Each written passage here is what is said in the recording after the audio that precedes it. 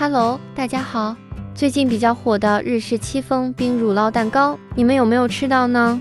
听说这个最近比较火，所以今天为大家分享一下它的做法。在原有的戚风蛋糕基础上加了芝士，让口味变得更加丰富，更加美味。我们先来做胚体部分，先把蛋清、蛋黄分离备用。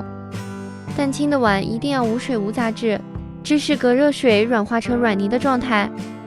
然后再把牛奶煮开，分2次加到芝士中搅拌均匀，直到搅拌成顺滑状态。接着再把食用油鸡蛋加进去，搅拌至顺滑状态。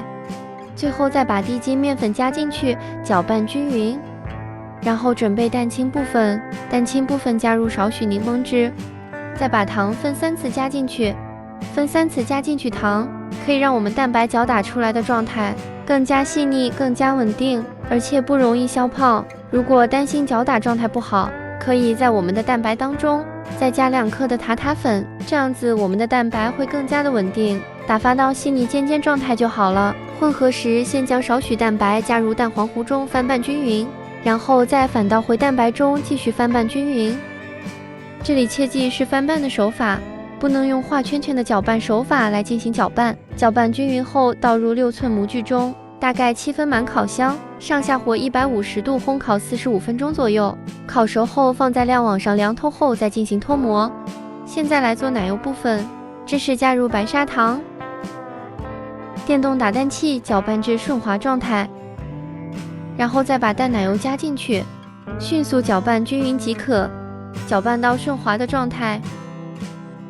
蛋糕胚完全凉透后，然后再进行脱模，先用手按压周围，然后再进行按压底部，就可以轻松脱模了。然后再把蛋糕胚平均分成4份，然后再按照视频的手法，在每一瓣蛋糕胚的中间加上芝士奶油，再把周围均匀地铺上1层芝士奶油。我超喜欢吃芝士，所以表面的缝隙都不能错过。最后在表面撒1层薄薄的奶粉，这样子我们的日式冰乳酪戚风蛋糕就完成了。